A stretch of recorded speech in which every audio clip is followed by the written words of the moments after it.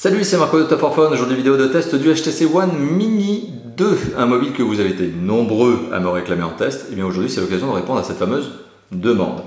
Alors, une vidéo qui est tournée dans des conditions un peu particulières, et vous l'entendez probablement au niveau du son, puisque je suis dans une pièce qui est fortement sujette à l'écho, donc mes excuses par avance. L'explication est toute simple, j'ai eu un dégât des eaux chez moi, et oui, ça arrive, et forcément, je suis obligé de m'expatrier dans une autre pièce qui, malheureusement, voilà, est moins confortable au niveau des conditions de tournage. Alors, ça n'enlèvera rien à la vidéo en elle-même, elle sera tournée avec le même contenu et on va s'attarder sur le téléphone comme d'habitude sous deux grands aspects, une partie logicielle, mais avant ça une partie matérielle et on va donc bien détailler le téléphone. Alors, le HTC One Mini 2, pour la petite histoire, dans l'histoire, qu'est-ce que c'est? Eh bien, c'est la déclinaison mini du HTC One M8 sorti en 2014, tout comme le HTC One Mini était la déclinaison mini du HTC One M7 sorti en 2013. Bon, ce qui est un peu étonnant, c'est qu'effectivement le premier s'appelait HTC One Mini et que là on est sur le Mini 2, alors qu'on aurait pu appeler ça aussi le Mini M8. Bon, c'est un choix de la part du constructeur tout simplement pour que le consommateur s'y retrouve un petit peu mieux.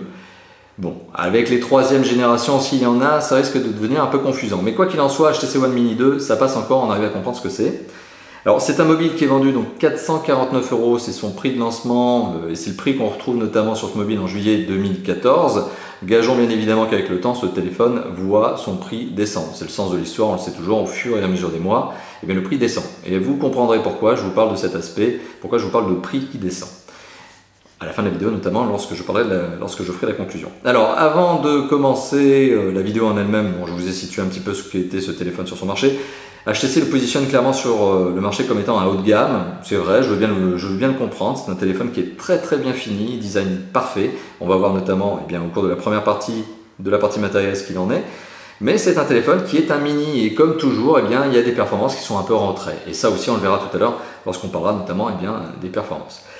Alors, petit tour du propriétaire, on va regarder sur à quoi ressemble ce téléphone. Alors, petit rappel, le HTC One Mini 1, le premier du nom, avait un écran de 4,3 pouces. Le sens de l'histoire étant que d'année en année, les écrans deviennent de plus en plus grands, et bien ce HTC One Mini 2 a un écran de 4,5 pouces, tout comme le One M7 est plus petit que le One M8. Donc on est sur un téléphone qui a pris de la taille, qui a pris un peu d'embonpoint, notamment non seulement au niveau des dimensions, mais aussi au niveau du poids, ce qui est un peu logique en soi.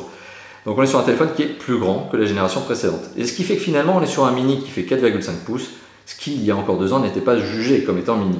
Voilà, donc c'est là où aussi on est un petit peu dans un drôle de jeu où on a des téléphones qui deviennent de plus en plus grands et qui malgré tout continuent à s'appeler mini.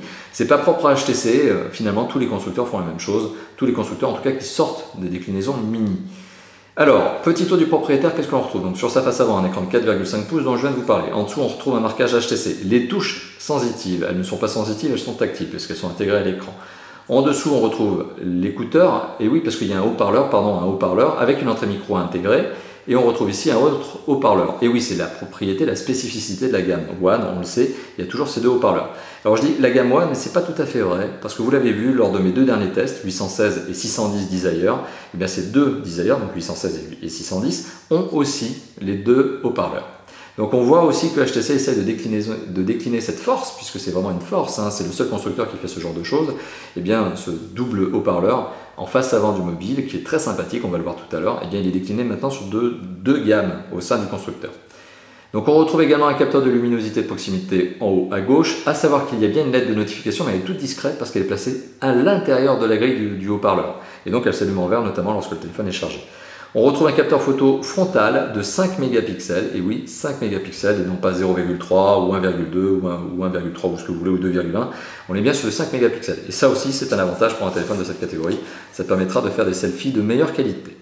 Sur le côté gauche, on retrouve une petite trappe. Alors, de mémoire, je crois qu'il s'agit de la carte micro SD. Maintenant, j'ai peur de vous dire une bêtise. De toute façon, il y en a deux. Des trappes sur ce téléphone, il n'y en a pas 10. Il y en a une pour la nano SIM, pardon, et l'autre pour la micro SD. Ici, je crois qu'on est sur le micro SD. Hop. Sur le haut du mobile, on retrouve le jack 3.5, le bouton on-off. Sur le côté droit du mobile, on retrouve donc la deuxième trappe. Bon, est-ce que c'est la carte SIM ou la micro SD? Bon, peu importe, les deux sont là. Et on retrouve le bouton de contrôle de volume plus-moins. En dessous, on retrouve le micro USB qui permet de charger et de synchroniser. Et à l'arrière du mobile, hop, on retrouve un capteur photo de 13 mégapixels, typiquement dans le style de ce que l'on avait déjà vu sur le HTC One M7, première génération donc. On retrouve le flash LED, vous l'avez vu, il est plutôt gros, bonne taille, ce qui laisse présager qu'effectivement il balance plutôt bien. Et l'entrée micro secondaire. On retrouve également du marquage HTC un petit peu dans la masse, hein, c'est un petit peu gravé. et on retrouve du logo de certification. Deux petites barres typiques sur la gamme HTC One nouvelle génération, et on retrouve du dos en aluminium. Un dos en aluminium très classe, moi je suis très fan de ce genre de design. Est-ce que je suis très subjectif? Non, il faut être franc, parce que vous le savez peut-être, vous vous en souvenez peut-être, j'ai eu à titre personnel le HTC One Mini première génération, sur lequel j'avais craqué en raison de son design et en raison de sa compacité. Bon, finalement, j'ai très vite retourné sur des écrans de 5 pouces et plus, mais bon, voilà, effectivement, je comprends parfaitement le type de besoin que l'on peut avoir avec ce genre de mobile, à savoir un mobile plus compact, plus raisonnable. Le design est très sympathique, voilà, mais vous l'avez compris, est-ce que je suis très objectif? Pas forcément, c'est les goûts et les couleurs, mais je le trouve vraiment très bien réussi. Alors, on est sur un design qui est typiquement celui de la gamme HTC One M8, enfin, en tout cas celui du grand frère. Reste, petite parenthèse, que on reprend également la même forme, mais le HTC One M8 avait une dimension un peu plus conséquente, ce qui faisait que le galbe que l'on avait à l'arrière du téléphone, ici, eh bien, se prenait mieux en main. Ici, quand on prend le téléphone, en fait, on a beau faire ce qu'on veut, il y a toujours un petit jour en fait, qui se passe. Il y a toujours un petit espace qui se passe entre les doigts et la paume de la main et la carrosserie arrière du mobile. Ce qui fait que, étonnamment, le téléphone est plus compact et on aurait pu dire qu'il était doté d'une meilleure prise en main, mais dans la réalité, ou en tout cas dans ma réalité, il se fait que eh bien, le téléphone est doté d'une prise en main un peu moins agréable, parce qu'on a toujours un petit écart entre la main et le téléphone. Après, je chipote. C'est pas tout le monde qui sera dans le même type de prise en main que moi, mais bon, sachez effectivement qu'on a une prise en main qui est assez particulière ici. En tout cas, c'est mon avis. Sur la prise en main, on arrive à le tenir à une main ce téléphone. Et oui, parce qu'il a un écran de moins de 5 pouces, donc c'est encore le genre de téléphone qu'on arrive à utiliser à une seule main avec un seul pouce. Il n'y a pas besoin d'avoir les deux. Donc c'est aussi l'une de ses forces, un de ses avantages, et c'est généralement, plus largement, l'avantage des téléphones dotés d'une spécification, on va dire, mini, hein, d'une carrosserie plus petite. Alors je vous ai parlé de dimensions plus raisonnables. Eh bien, je vais tout simplement aussi vous parler de ces dimensions, je vais vous les donner de manière très factuelle. On est sur un téléphone qui fait, alors attendez, je reprends ma petite fiche parce que là du coup, il vaut mieux éviter de dire des bêtises, 13,7 cm de long, qui fait 6,5 cm de large et qui fait 1,1 cm d'épaisseur. Oui, bah, il est un peu épais, mais c'est pas très grave en soi, c'est pas la plus catastrophique des notions. On est aussi sur un téléphone qui pèse plus lourd que son ancêtre de l'année dernière, hein, c'est pas non plus la vieille pièce. Mais on est sur un téléphone qui pèse 137 grammes. Donc oui, c'est un peu plus lourd que le premier du nom, mais ça reste encore tout à fait raisonnable. Alors, la construction du mobile est particulièrement rigide. On est sur un téléphone qui est doté d'un châssis en aluminium, d'une carrosserie en aluminium, d'une vitre Corning Gorilla 3, donc ça ne plie pas. Ça ne plie vraiment pas. Donc on est sur un téléphone très rigide et c'est vraiment un bon point. En tout cas, moi je préfère les téléphones rigides que les téléphones mous. J'aime pas l'effet chewing-gum quand j'utilise un téléphone. Donc sur la dalle, je vous ai dit que c'est une Corning Gorilla. Et oui, alors il faut vraiment y aller très fort pour commencer à impacter. Vous le voyez, là moi j'y arrive pas. Et donc j'appuie très fort pourtant. Donc on est sur un téléphone qui est doté d'une très belle qualité de construction, très bon niveau de finition. C'est très propre, très beau, c'est assemblé au millimètre. Il n'y a pas de jeu dans les éléments. De toute façon, c'est un téléphone unibody, on peut pas retirer les caches batterie. Et on a une vitre Corning Gorilla donc, qui est traitée anti-rayures, anti-casse. Donc du très bon de A à Z sur le plan de la construction, si ce n'est cette petite prise en main qui pourrait éventuellement, pour certains, comme moi notamment, être un peu problématique, sans que ce soit bien sûr catastrophique. Bon là je vous ai parlé du design, on a fait le tour du propriétaire, il est temps de passer notamment tout simplement à l'image et au son, et on va voir ce que propose ce téléphone. Alors ce téléphone, pour rappel, il est doté d'un écran de 4,5 pouces. 4,5 pouces doté d'une résolution HD 720p. Donc non pas Full HD comme son grand frère, mais HD Ready 720p. Donc 4,5 pouces de diagonale en 1280 par 720 pixels, qu'est-ce que ça nous donne? Ça nous donne une densité de 326 ppp. Alors particularité de cet écran, je trouve que oui, il a une bonne image en termes de netteté, en termes de couleur, en termes de contraste, mais la luminosité, elle est un petit peu faible, ce qui veut dire qu'en fait vous êtes obligé de, en tout cas à mon goût, la booster pour réussir à avoir quelque chose de plus correct. Aux alentours de 75%, 80% pour réussir à avoir une image lumineuse. Encore une fois de plus, c'est subjectif, mais en tout cas c'est ma propre appréciation. Vous le savez, d'habitude je règle à 50% la luminosité des écrans. Ici j'ai été obligé de l'augmenter un peu plus pour réussir à avoir quelque chose à l'intérieur. Donc comme quoi, on est peut-être sur un téléphone qui a une très belle qualité d'image, mais un tout petit peu déficient au niveau de la luminosité. Il aurait mérité d'en balancer un tout petit peu plus. Pas beaucoup plus, un tout petit peu plus. Alors on va vous montrer, je vais vous montrer, parce qu'on n'est pas plusieurs dans la pièce quand même, je vais vous montrer une vidéo et on va regarder ce à quoi ressemble la qualité d'écran, enfin la qualité de l'image, et en même temps le son procuré par les deux haut-parleurs. Alors on va lancer une petite vidéo. Voilà.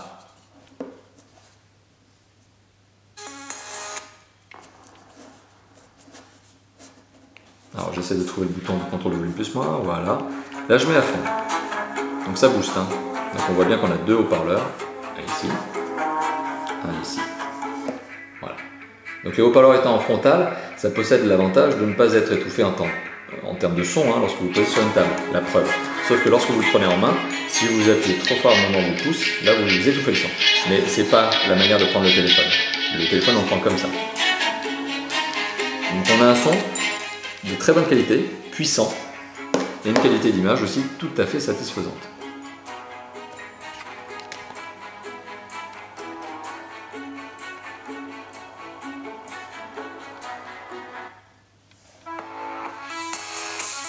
Voilà, très très belle qualité d'image, rien à dire dessus.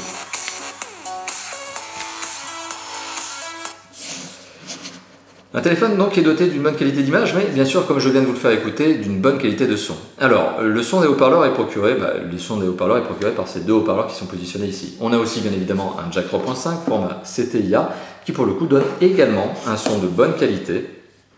Et on est également doté d'un écouteur forcément qui est juste en haut, hein, comme d'habitude, hein, emplacement classique, qui lui aussi donne une qualité de son tout à fait banale, normale.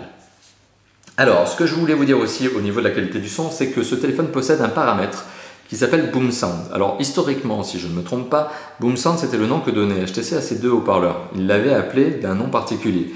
Maintenant Boom Sound chez HTC, depuis qu'HTC a revendu Beats et qu'il n'utilise plus donc le nom de Beats, et bien finalement Boom Sound est devenu le nom du réglage qui permet d'avoir un son amplifié. Alors il faudrait que je le retrouve. Est-ce que je le retrouvais dans le son? Est-ce que je le retrouve ici ou est-ce que je passais dessus? Ouais, non, bah je ne sais plus. Je ne le vois plus. Bon, quoi qu'il en soit, je vous garantis qu'on a bien une fonction Boom Sound. Je crois bien qu'elle était dans les sons, mais bon, il faut le mettre avec le casque. Et donc ce son ne s'écoute de manière amplifiée qu'avec un casque ou avec un kit piéton, sachant que le kit piéton qui fournit avec le téléphone est de très bonne qualité et justement vous évitera d'en acheter un nouveau. Donc c'est aussi l'un des points forts de HTC, c'est de toujours donner des kits piétons qui restent de très bonne qualité sur les moyens et haut de gamme, parce que sur les entrées de gamme, c'est pas vraiment ça par contre. Ça, c'était pour le son, un son tout à fait satisfaisant, voilà, que je viens de vous faire écouter notamment avec une petite vidéo, ou en tout cas à l'occasion d'une petite vidéo. Alors les performances, c'est le point 3 de cette vidéo notamment, et c'est le point 3 de la partie 1, le matériel. Alors les performances, on va regarder en toutou, on va espérer qu'en toutou garde en mémoire le score que je lui avais fait faire tout à l'heure, 17 592 points, donc vous me permettrez d'arrondir à 17 600 points, c'est un score tout à fait sympathique.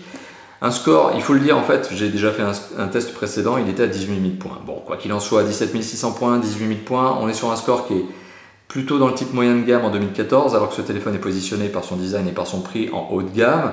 Donc concrètement, sur l'aspect des performances, on est peut-être un peu en dessous de ce que l'on aurait pu espérer, mais ça reste largement suffisant pour faire tourner des gros jeux 3D, comme je vais vous le montrer d'ici quelques instants, avec notamment Asphalt 8.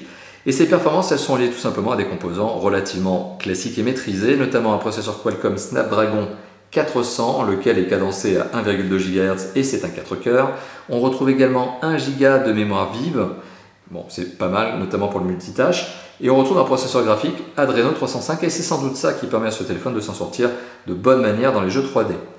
Si on devait évoquer les scores que l'on aurait obtenus, que l'on a obtenus notamment avec Quadrant. Alors Quadrant, bon, à chaque fois c'est pareil, il faut relancer. Ah non, vous voyez, bonne note. Eh bien le téléphone est doté d'un score de 10 000, à peu près 10 200 points, 10 212. Donc 10 200 points, c'est aussi le score d'un moyen de gamme. Quadrant pour le coup est un tout petit peu plus généreux, je trouve qu'en toutou. Les échelles de référence ne sont pas les mêmes, mais Quadrant c'est un score qui tourne aux alentours de 20 à 25 000 points. En toutou, on a maintenant des hauts de gamme qui sont à 35 000 points et plus. Voilà, donc on est sur un score qui est sur Quadrant un petit peu plus valorisant pour ce téléphone, mais on est clairement dans un moyen de gamme en termes de performance. Bon, pour ce qui est du troisième test que je lance, c'est 3D Mark. 3D Mark qui permet notamment d'avoir une idée au niveau des performances graphiques 3D. Alors là, c'est le score le plus difficile à atteindre, enfin en tout cas c'est le test le plus difficile de tous, c'est le Ice Storm Unlimited. Et on a 4676 points, pardon, donc j'arrondis à 4700 points si vous me le permettez.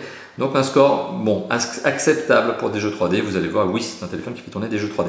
Alors je me rends compte d'une petite parenthèse que j'ai oublié de vous faire tout à l'heure, c'est que le téléphone, vous l'avez vu, a un dos courbé. Et lorsque je pose le téléphone sur une table et que je m'amuse avec, voilà, ça donne ce genre d'effet. Donc c'est le téléphone que l'on n'utilise pas en tapotant dessus sur une table. Après, est-ce que c'est vraiment l'utilisation que l'on a de taper sur un écran lorsque le téléphone est sur une table? Je ne suis pas certain. Voilà, et Epic Citadel, dernier test. Epic Citadel, alors pour le coup, Epic Citadel n'aura pas gardé en mémoire le score que je lui ai fait faire tout à l'heure, mais je vais vous le dire, on est sur un score de 34 images par seconde en mode haute qualité, donc c'est plus difficile des 4 modes. Alors 34 images par seconde en mode haute qualité, ça veut dire qu'on est largement au-dessus des 24 images par seconde minimum pour avoir une image fluide. Par contre, on est en dessous des 60 images par seconde que sont capables de faire quelques hautes gamme et ultra haute gamme. Alors ça me permet aussi de vous montrer la qualité graphique. Voilà, vous l'avez vu, on va faire une petite démo. Hop. On va pas faire tout le test, hein, par contre, hein, parce que ça va être un peu long. Alors on va juste lancer le benchmark. Voilà, ça me permet de vous montrer un petit peu la qualité d'image, la qualité d'animation 3D. C'est beau, c'est fluide, c'est pas ultra fluide. Le HTC One M8 pose là pas mal au niveau de la fluidité. Le HTC One Mini 2 est quand même moins performant, donc forcément c'est un peu moins fluide. Mais c'est pas grave, parce qu'au final, le jeu 3D, comme je vous l'ai évoqué sur ce téléphone, eh bien, on s'en sort très bien.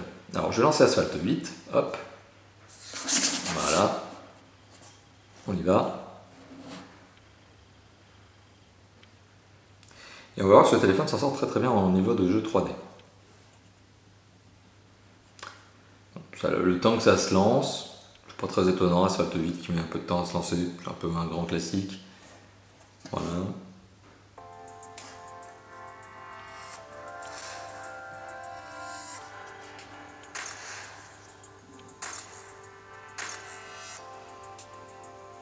Alors juste de vérifier que, et hop là, je suis obligé de diminuer la musique. Pourquoi, vous le savez? Et oui, YouTube est casse-pied avec les musiques dont on n'a pas les droits, nous, chers youtubeurs. Donc voilà, on est obligé de diminuer la musique pour éviter d'avoir une vidéo qui soit flinguée par YouTube parce qu'on n'a pas les droits d'auteur sur le son qu'on vous fait écouter. Bon, donc je vous ai montré le son, qualité graphique au max, et on y va. Alors vous voyez, ça c'est un peu pénible quand même. Mais après, comme je vous l'ai dit tout à l'heure, est-ce qu'on utilise vraiment son téléphone comme ça? Bon, c'est autre chose. On attend que ça démarre.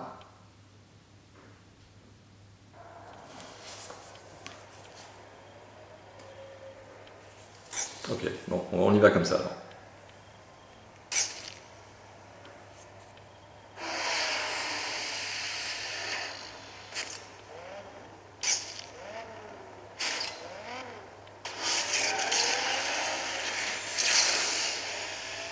Voilà, alors on est au mode tutoriel, bon, donc c'est pas le mode le plus excitant dans ce jeu, ouais, c'est même carrément pas excitant.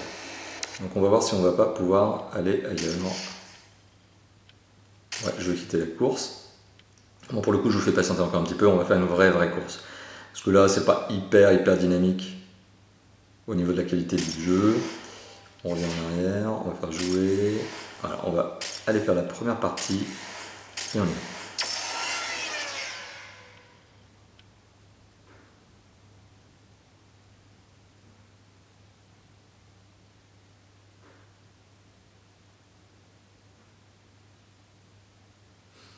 Bon, ça charge encore un peu, voilà, donc on est dans la première course d'Asphalt 8.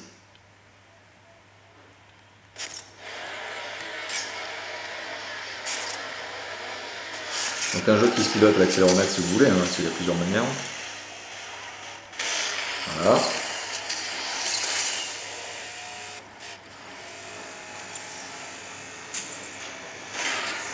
Ouh, là je commence très bien.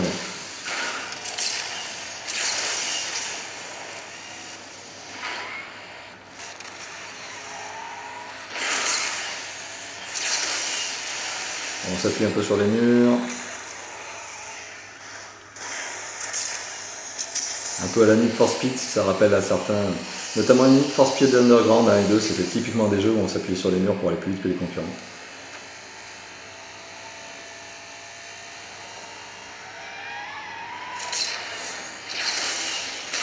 Et bam, dans le mur. Bon, voilà, je suis toujours aussi bon en jeu vidéo, vous l'avez remarqué. Mais oui, vous l'avez aussi remarqué, le jeu tourne à merveille sur du gros jeu 3D. Alors, qu'est-ce que je peux vous évoquer d'autre? Eh bien, on va parler de la connectivité. Et pour ceux qui connaissent, déjà, vous l'aurez remarqué, en haut de l'écran, il y a tout un tas de beaux logos. Alors, tous ces logos, ils veulent dire quoi?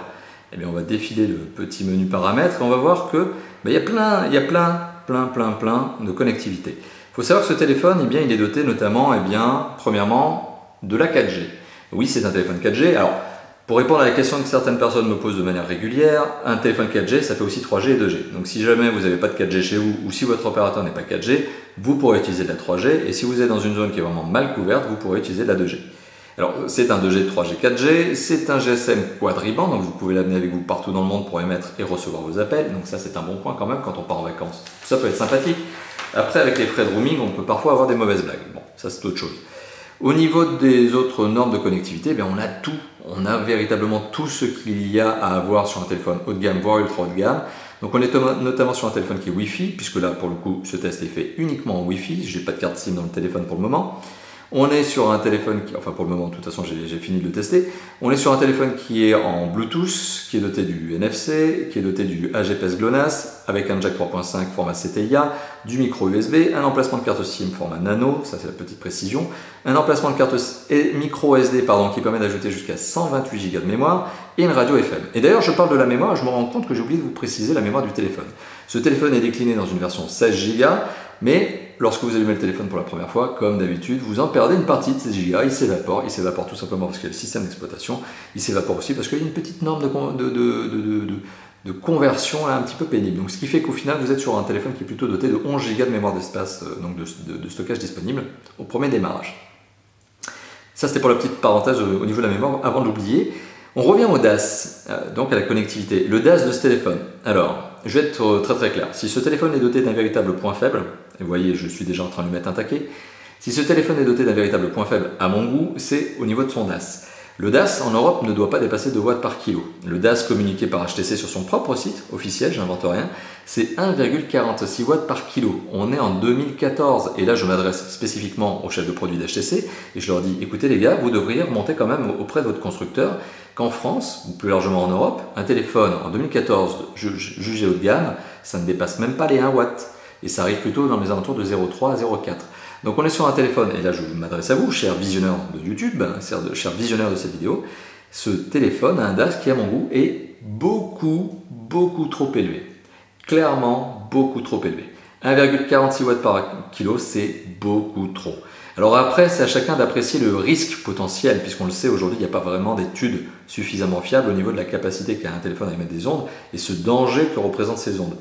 Malgré tout, voilà, on est capable de faire des scores, on est capable de savoir combien de kilowatts, par kilo émet un téléphone. Donc voilà, c'est à vous de faire finalement ce choix de savoir si oui ou non c'est quelque chose d'impératif pour vous que d'avoir un faible score en watts ou pas sur un test de DAS. Pour ma part, moi j'ai fait mon choix et je trouve que c'est beaucoup trop haut. En téléphone personnel, je n'ai jamais des téléphones à plus de 1 watt par kilo, soyons clairs. Donc là, on est sur quelque chose qui est un petit peu beaucoup même élevé. Parenthèse faite, il s'agit quand même du point faible de ce téléphone et vous allez voir tout au long de cette vidéo ce qu'il nous en reste en fait à faire, c'est que c'est probablement le seul gros point faible. Il y en a peut-être d'autres, mais en tout cas c'est le gros point faible. Alors il est temps de passer au système d'exploitation. Le système d'exploitation de ce téléphone, vous l'avez probablement remarqué, c'est Android. Il s'agit d'Android. Pourquoi on le remarque? Parce qu'il y a des petits indices comme notamment le Play Store. Le Play Store ça ne se trouve que sur les téléphones Android, donc ne cherchez pas. On est donc sur un téléphone doté d'Android. On est sur un téléphone doté d'Android, certes, 4.4.2, comme je vais vous le montrer d'ici quelques instants, en allant tout simplement dans le à propos du téléphone. On est bien dans un téléphone, mise à jour logiciel, non, à propos, voilà, information logicielle. On est donc sur un téléphone qui est bien doté du 4.4.2. Et voilà, j'arrive même pas à lancer le 4.4.2, ouais, c'est bloqué, ouais, je m'en souviens même pas. 4.4.2, donc c'est Android KitKat, c'est la dernière version à date, sauf que oui, il existe une 4.4.4 en juillet 2014, et que cette 4.4.4, elle est encore déclinée uniquement sur des Nexus, notamment le Nexus 4, Nexus 5. Donc pour le coup, vous êtes sur la dernière version Android à date pour tous les constructeurs. On a aussi la version de HTC Sense qui est apparue ici, HTC Sense 6.0. Et oui, parce que, comme je l'évoquais il y a quelques instants, on est bien sur Android, certes, mais un Android qui a été retravaillé. Alors le retravail, il passe par du fonctionnel, il passe par du design, il passe par de l'applicatif. Alors au niveau du design, on a un petit peu de travail, notamment sur le widget météo, c'est beau, c'est classe, au niveau du widget d'heure, etc.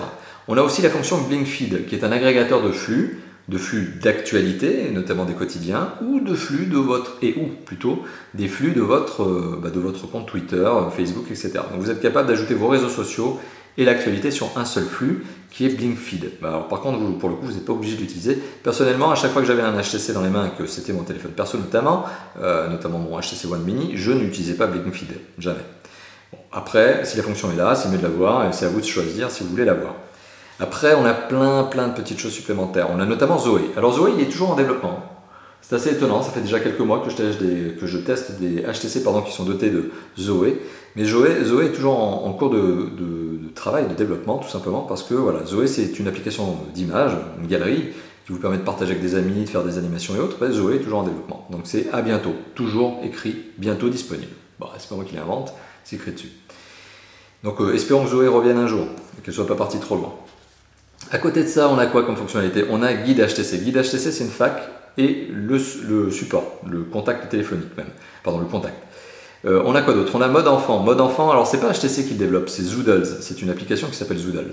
Mais c'est une application qui est bien faite. J'avais déjà eu l'occasion de vous la présenter dans d'autres tests, d'ailleurs je ne vais pas m'attarder dessus, mais qui vous permet de créer un environnement sécurisé où vous décidez de ce que peut consulter l'enfant qui va accéder donc au téléphone. Donc Zoodles, Mode Enfant ici, ça permet de sécuriser le téléphone et par exemple lorsque vous le prêtez à un enfant, parce qu'on sait que les enfants aiment bien s'amuser avec des téléphones tactiles et notamment faire des petits jeux dessus, et bien Zoodles est là pour vous protéger, vous prémunir, vous garantir que le téléphone ne va pas être ouvert et que le cher bambin ne va pas pouvoir accéder à vos photos de vacances ni à vos sites internet préférés. Voilà, donc ça c'est la petite particularité, le mode enfant il est quand même toujours très utile, enfin je trouve. Et un large nombre de constructeurs se sont mis à en proposer, dont notamment HTC, qui était parmi l'un des premiers d'ailleurs. Donc pour la surcouche, il n'y a pas que ça, il y a BlinkFeed que je vous ai montré tout à l'heure, il y a BoomSound, l'application son guide HTC, Zoé, HTC Scribe qui permet de prendre des notes. Bon, c'est pas la révolution, hein, c'est pas l'application la plus transcendante qui soit, mais vous avez la possibilité de prendre des notes, ok, de type écrite ou écrite manuscrite, enfin tactile, donc clavier ou manuscrite, voilà, donc c'est HTC Scribe, c'est une bonne petite application, c'est sympa. On retrouve également Backup, alors il faut juste que je retrouve où il est Backup là-dedans. Outils, ouais, voilà. HTC Backup qui permet de faire une sauvegarde de votre téléphone, de la mémoire de votre téléphone, d'en sauvegarder donc, le contenu et de le réinstaller sur le téléphone une autre fois, quoi, si vous faites un reset par exemple. Appli HTC, pour le coup, il est vide, mais il n'y a pas grand chose à dire, mais c'est probablement un store sur lequel HTC vous proposera quelques applications. On a la fonction flash qui permet de régler le flash. Voilà, le flash qui vous servira de lampe torche, pardon. Voilà. Hop. Bon, une petite application qui paye pas de mine, il y en a plein d'ailleurs des gratuites comme ça sur le store, mais bon, elle est proposée par défaut, c'est pas plus mal. On a aussi Polaris Office 5, qui est un éditeur de fichiers Word, Excel, PowerPoint, voilà, qui permet notamment de lire ces documents. Ok, c'est proposé par défaut. C'est une bonne note. À côté de ça, on a forcément tout ce qui est forcément Android. Donc on a du navigateur internet, que ce soit le navigateur de base ou le navigateur Google Chrome. Et on peut forcément naviguer là avec le navigateur de base sur un site internet. Oh, par hasard, tiens, je viens de tomber sur le site de Tough for Fun. Étonnamment bon site en termes de matière de test de mobile, c'est pas moi qui le dis, c'est vous. Hein. C'est pas moi qui le dis, c'est vous. Bon, enfin, je vous force peut-être un peu la main. Mais oui, on est sur donc le site de Tough for Fun qui répond à merveille, sur lequel vous pouvez naviguer en mode portrait, mode paysage bien sûr, sur lequel vous pouvez ouvrir d'autres onglets, etc. Enfin bon, c'est un navigateur internet. Et je ne vais pas m'éterniser dessus. Là, il me met page non disponible. Je ne sais pas ce que c'est. C'était peut-être une autre page que j'étais en train de consulter, j'en sais rien. Bon, la fonction application, la fonction téléphonique, c'est du grand classique. Hein, vous tapez votre numéro, ok, d'accord. Vous êtes capable d'attribuer des favoris, ok. Voilà, vous pouvez faire plein de choses et vous avez même votre répertoire, c'est génial. Bon, je le montre, mais forcément, c'est vous qui certains d'entre vous m'en l'ont demandé, mais il n'y a rien, il n'y a vraiment rien de spécifique. Hein. On est sur un téléphone qui fait son travail et un téléphone qui permet de gérer les SMS en fil d'actualité, en fil de conversation et en mode conversationnel. Bon, ça marche très bien. Voilà, hop. Pour Google Maps, on va voir, donc là je suis en intérieur, dans une pièce où il y a déco, vous l'imaginez, je ne suis pas dans une pièce qui est extrêmement ouverte. Et ben voilà, donc on arrive quand même à avoir une très bonne localisation, GPS, AGPS et GLONASS, donc on a vraiment tout ce qu'il faut. Voilà, donc ça c'était pour la partie applicative, et donc on est sur un mobile qui est connecté, qui marche bien, qui fait tout ce qu'on lui demande. Alors, on va parler des usages.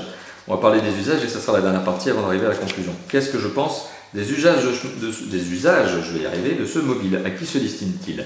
Alors clairement, c'est un mobile qui est bon à tout faire. C'est un mobile qui est donc bon pour tous.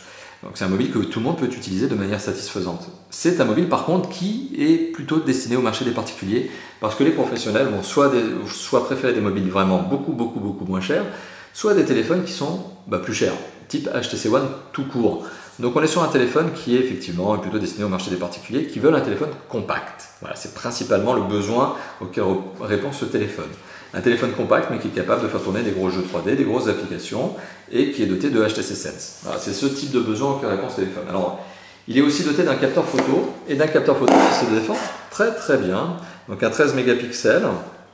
C'est pour ça qu'on voit d'ailleurs qu'au cours des 2 dernières années, les constructeurs ont fait d'énormes progrès au niveau des capteurs photo. Voilà, hop.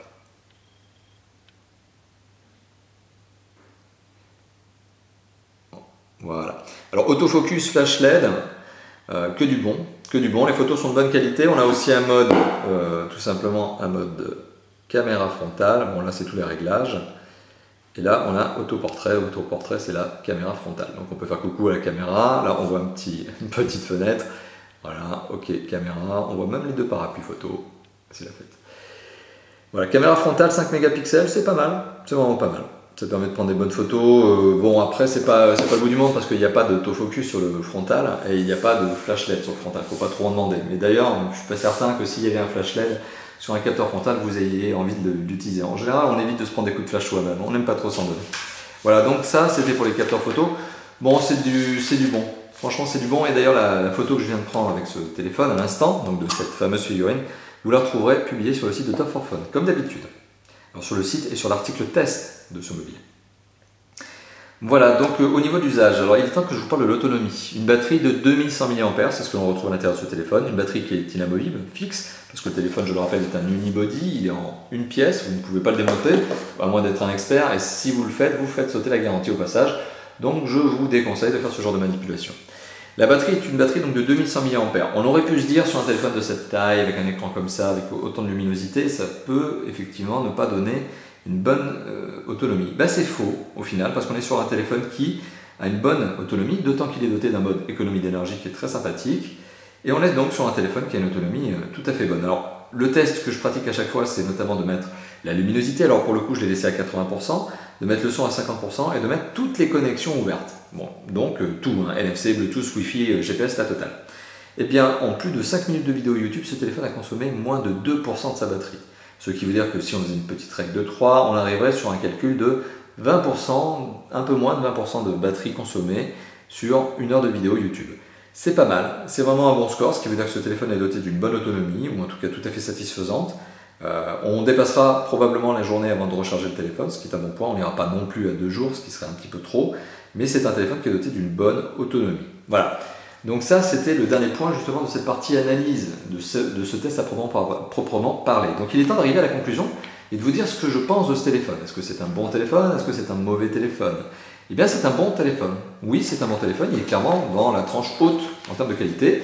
Finition irréprochable, système d'exploitation très sympathique, capteur photo autonomie très sympathique, capable de jouer à des jeux 3D. Performance en retrait, oui, parce qu'elles sont quand même plutôt dignes d'un moyen de gamme que d'un haut de gamme. Donc c'est là-dessus où on sent que les mini sont toujours sous-dotés, sous-équipés. Donc c'est un peu dommage, mais bon, voilà, c'est comme ça. Tous les téléphones de type mini, qui s'appellent mini, que ce soit chez HTC et d'autres, c'est toujours la même chose.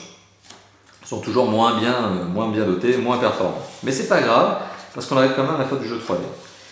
Pour le reste, la connectivité est exceptionnellement bonne. Il y a tout, rien ne manque. Il y a tellement tout qu'on prend même une bonne dose de watts, parce que comme je vous l'ai évoqué, et c'est son gros point faible, ce téléphone émet 1,46 watts par kilo en DAS, et c'est beaucoup trop.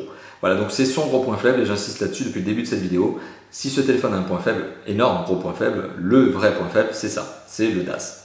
Pour le reste, on est vraiment sur un téléphone qui marche très bien, très fonctionnel, très utile. On pardonnera cette petite notion au niveau du design, avec cette courbure un peu trop prononcée à mon goût sur ce téléphone-là. Le HTC One Mini première génération était tout de même, à mon sens, un petit peu mieux pensé au niveau du dos. Après, d'un autre côté, le One Mini 2, eh bien, forcément, reprend le design du One M8, pardon, et il est forcément arrondi, ce qui est logique puisque c'est le design de son grand frère. Voilà, et donc finalement le prix, est-ce que je vous conseille de l'acheter ou pas? Et c'est une question un peu particulière. Alors je vous recommande effectivement ce téléphone parce qu'il est bien fait. Vraiment, il est doté d'un bon design. Il a finalement globalement des performances qui sont largement suffisantes. et une connectivité exemplaire, système DAS. J'aime bien foncer le clou. Système d'exploitation exemplaire aussi, très bien fait. Pas trop gourmand, pas trop lourd et donc pas trop complet, il n'en fournit pas des masses. C'est-à-dire qu'on n'a pas trop d'effets spéciaux sur ce téléphone, mais tant mieux, parce que ça veut dire que ça ne pénalise pas le téléphone au niveau de ses performances. Donc voilà, finalement, est-ce que je vous recommande de l'acheter? Donc vous l'avez bien compris, il a tout un tas de bons points. Il a un mauvais point. Après, est-ce que je vous conseille de l'acheter? J'en reviens là-dessus, troisième fois que je pose la question. Oui et non. Parce qu'il est relativement cher, et c'est exactement la même chose qui s'était déjà produit avec le One Mini première génération.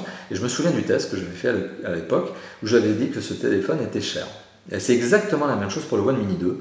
Je trouve qu'il est, pour l'instant, trop cher. C'est un très bon mobile, qui répond très bien aux besoins, à savoir un téléphone compact. Et ça, il y répond à merveille, avec un design superbe. Mais il est, à mon avis, quelques dizaines d'euros trop cher. Moi, personnellement, j'aurais vu ce téléphone tomber en dessous des 400 euros.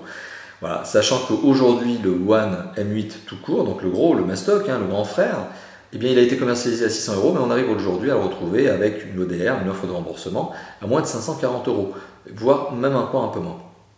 Ce qui fait finalement entre un One Mini et un One M8 grande génération, enfin le grand, l'ultra puissant, eh bien, on n'a plus beaucoup d'écart en termes de prix. Donc si on achète le One Mini 2, c'est vraiment pour la question de l'encombrement. C'est vraiment une question de taille d'abord, et après la question du prix. Mais c'est d'abord la question de taille. Voilà. Donc vous avez mon sentiment, c'est un bon mobile, mais c'est un mobile qui effectivement, je peux vous le recommander à l'achat, mais je vous l'aurais recommandé d'autant plus franchement qu'il aurait été moins cher. Là pour le coup, je suis un petit peu entre deux eaux parce que je trouve que c'est un bon mobile, mais il y a quelques dizaines d'euros de trop. Voilà. Donc merci d'avoir visionné cette vidéo tournée dans des conditions un peu particulières avec de l'écho. Merci de votre compréhension. N'hésitez pas à commenter cette vidéo, à la partager, à la liker et surtout à vous abonner à notre chaîne YouTube. Et enfin, vous pouvez nous retrouver sur 4 autres endroits. Comme d'habitude, je vous les cite systématiquement. Le forum de Top 4 Phone, le Facebook, le Twitter et bien évidemment, surtout notre site sur lequel vous retrouverez un article de test de ce mobile, donc à savoir l'écrit plutôt que la vidéo. Et dans cet écrit, bien, vous retrouverez un lien vers la photo que je viens de prendre tout à l'heure avec ce capteur photo donc de 13 mégapixels sur la figurine que je vous ai montré. Voilà, merci d'avoir visionné cette vidéo. Il ne me reste plus qu'à vous dire à bientôt pour d'autres vidéos de test, précédées bien sûr, comme d'habitude, par des vidéos de déballage et de présentation. À bientôt. Ciao, ciao!